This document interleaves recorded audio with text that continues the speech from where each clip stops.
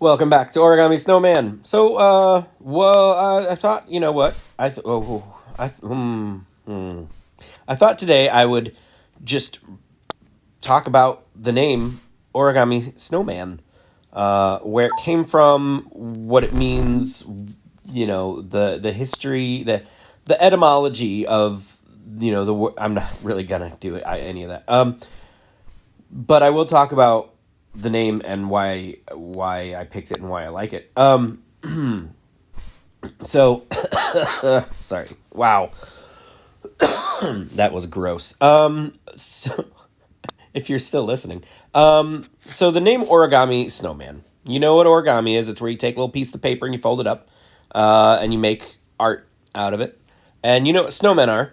Snow people. They you just snow and you roll them up into things and then the carrot and the hat and then they sing and dance and freak everybody out, right? So my wife and I, we love Christmas. It's kind of our big thing, and she is exceptional when it comes to decorating trees. And in our hometown, there's this thing called the Festival of Trees, and it's always really cool. Businesses donate money to have trees on display, and they bring people in to like decorate them and design them, and it's a big deal, and it's a big fundraiser, and money goes to charity, and anyway. And so some friends of ours, they run a charity. They live actually just down the street from us, and they have a tree in this festival of trees every year. Well, a couple years ago, their regular decorator decided she was kind of not really into it. She was kind of done, and ready to move on.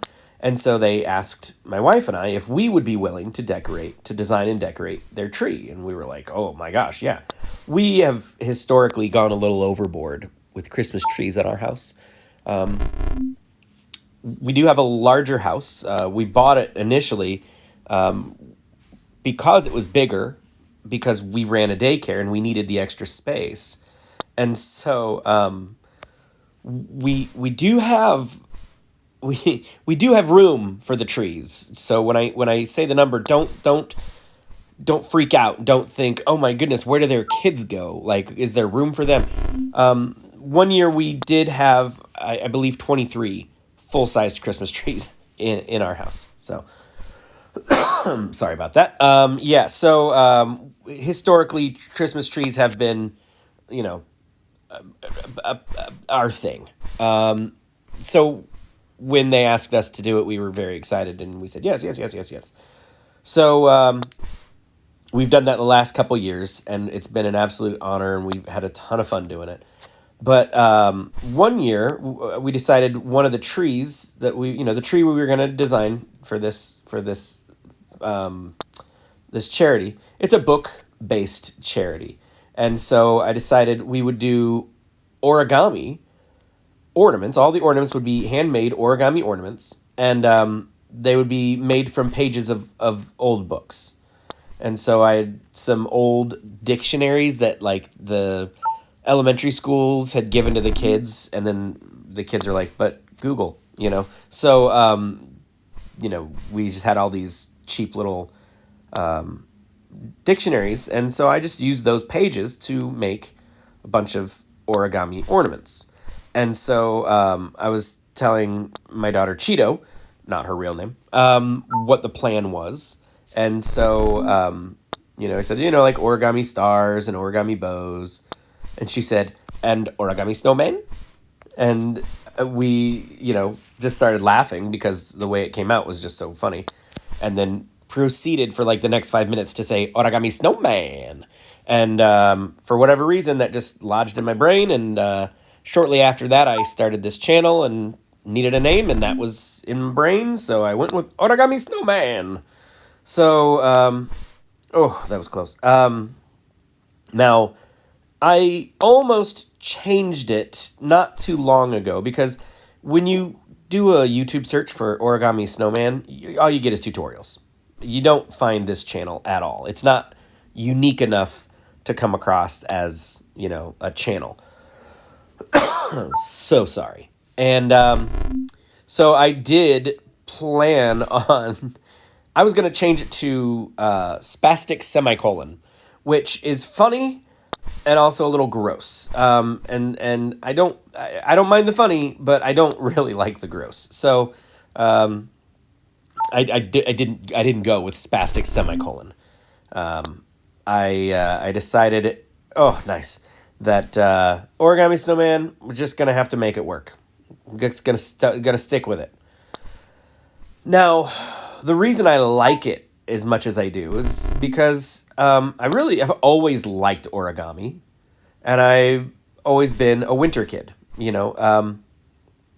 Origami is absolutely, it's just incredible to me. It's it's as much math as I will voluntarily do. It's the people who can look at a piece of paper and know how to get a certain shape out of it instinctively. They are magicians. They are absolute wizards. There's a guy I follow on Instagram whose name I do not know. It's completely escaped my mind. I wouldn't even know it if I was looking through the people I follow. I wouldn't even know how to find this person, but he does geometric origami.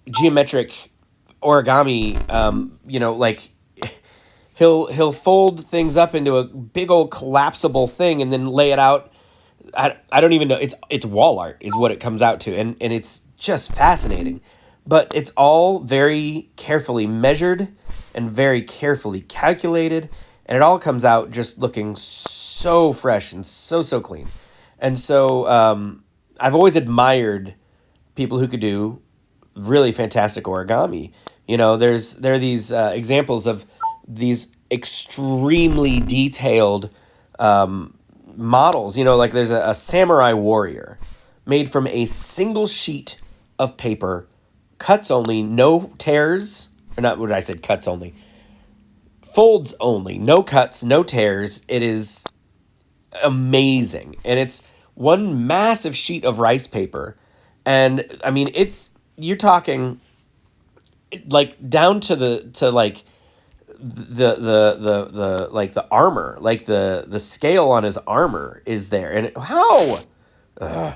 So some of the origami that I've come across. Oh, that was beautiful. That I've come across over the years, just looking for different ideas, has really impressed me and really blown my mind. It's way more than I can manage. There was a time when I could just grab a chewing gum wrapper and make you a frog, and make it hop across the table. I forget how to do that now. That has, escaped my memory. But I know enough about origami that I can look up a quick tutorial. I can make a couple, and then it's usually stuck in my brain pretty well. And if I need 30 of them, I can sit down and I can make 30 of them without too much struggle, which is why we chose to do origami for that one particular tree. I thought it turned out great. I enjoyed it. It was nice. It was lovely. It was whatever. So, origami, because, I really enjoy origami, and snowmen because like snow art, like I said, I'm a winter kid, and like snow art, when you see people pile up snow and it's kind of like a sandcastle, but with snow, that always impresses me. That always amazes me. It's making the most of a situation that maybe you're not super fond of, Origami, you're taking a piece of paper and you're creating art. And the same thing with snow. You're making the most out of not a lot. You know what I mean? You're starting with nothing essentially, and you're doing something amazing and impressive. It's having hope where you have no right to have hope. And that might. Ooh, that was. That sort of informs me in my venture here with this channel. I just keep making videos. Nobody's watching them, Well, that's not true. That is not true. I just said nobody's watching them, and if you're watching them, then I just called you a nobody. Listen to this ungrateful old man. Listen to me. Oh, I don't deserve you guys. I really don't. But keep watching the videos. So, anyway, you gotta have hope, right? It's the same reason I keep writing novels. One day, maybe I'll write something that makes a difference in somebody's life. I may not get the benefit I may not have the benefit of knowing that I've influenced someone. Maybe change the way they think. But I'm gonna keep doing it. Just because I'm not financially successful as a writer doesn't mean I'm not successful. I just have different goals. And if my goal is to write a good story that people enjoy, then I have accomplished that goal. If my goal is to change the way a person thinks, I don't know if I have accomplished that goal, but I may very well have. If my goal is to make millions and millions of dollars and become an international best-selling author, that has not happened and is not likely to happen. But that also, I think, is the least admirable goal I could have as a writer. It definitely is the most appealing. Not a terrible thing. I wouldn't turn down that scenario, but I'm so sorry. I don't know that I would handle fame particularly well. I'm kind of a pinhead. And the fewer people who know that, the better, which is why I don't leave my house all that often. So, now, here's the other thing. I know people who would say, they would know. They'd say, no, you're not a pinhead.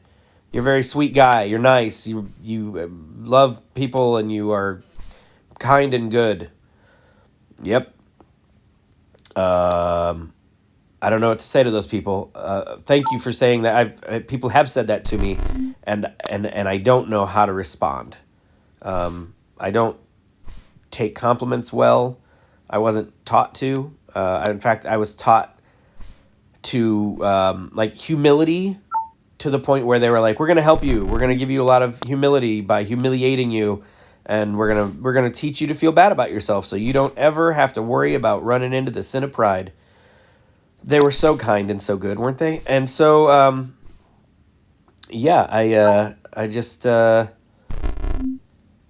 forget what was it that I was talking about just now. Becoming a famous writer. Buy my books; they're on Amazon. Origami Snowman. That's what we've been talking about this whole time. So the idea of being able to make the most when you have the least, that has always appealed to me. Growing up, we did not have much. I remember wanting a train set, and my brother had a train set, and my mom said, "Well, go ask your brother if you can play with his." Well, no, that was never. No, I was not allowed. I was not allowed to do anything. I wasn't. No. Very rarely, no. My siblings, they were withholding. If they knew they had something I wanted, they would they would make me work for it and then never pay off. So that was, I don't know why they were like that. I wasn't taught to be like that. My mother was never like that. My father, I don't know if he was like that. It's not a particular trait that I ever saw in him. So I'm not sure why they were like that. And they might argue that they weren't. But I mean, sorry, we all have different experiences, and if you didn't experience yourself that way, I certainly did, and it's just, whatever. But I remember asking my mom for a train set. And, she was like, "Ask your brother." And he said no. And I said, "But he said no, Mom." And she said, "Well, how about this?" I had these blocks like wooden blocks. You know how you have wooden blocks. Now, these weren't factory made wooden blocks. These were the wood scraps that were left over from when my dad remodeled our basement. So, like, when he put up the wall forms and cut off the ends of the 2x4s and all that to make walls, we had these little scrap ends left over, and what he didn't burn, went into a little box, and I had those. They were all splintered and broken, but I would build towers and things like that. And so my mom went and got 3 of those. Little is probably, I don't know, maybe 7 or 8 inch long sections of 2x4, and we painted them primary colors, just solid primary colors. And those 3 blocks of wood, that was my train, We had cardboard boxes that I played with all the time. We had, Matchbox cars. And we all had Matchbox cars. I remember, Lego. We had Lego sets when I was a kid. And I remember asking my mom I wanted a Transformer. Transformers were expensive. And she said, well, why don't you build one out of Legos? So that's what I did. If I wanted toys, I built them out of Legos. Or I made them from the scraps that were left. We made forts out of the trash that was on our property. It was just, we didn't have things. So we made the best of what we did have. And that was such a good lesson for me growing up, because I never really, I try not to take anything for granted, which has made me a little bit of a hoarder. My wife's words, not mine. My wife, she grew up in a situation where if you needed it, go get it. We couldn't, if you need it, find a way around it, because we don't have the money for it. When my mom worked at the hardware store in our hometown, she was the night custodian, we would go help her, and we would always find interesting things like in the trash. Like they had found a box of old auto touch-up paint from like the early 70s. And this was like in the 90s. So this stuff was like 25 years old. And, so they were throwing it out. And I was like, sweet, free paint. So I took the paint, and used it for like art projects and stuff. And, that was just how we were. We were scrappers, we were nomads, we found what we needed where people had thrown it out. That was just how we were. So, this idea of origami being, you're going to take something that somebody else might say is trash, a single piece of paper, and I'm going to give it enough love and attention that it now becomes something beautiful. That really appeals to me. And it is, I think, a form of magic, and so, I've always thought of origami as being a kind of magic. And then on top of all of that, snow. So there we go. I'm going to stop here. We're going to stop right on 7100. Origami Snowman, thank you guys so much for watching. You're wonderful and I love you. And I hope you come back for the next one. See you soon.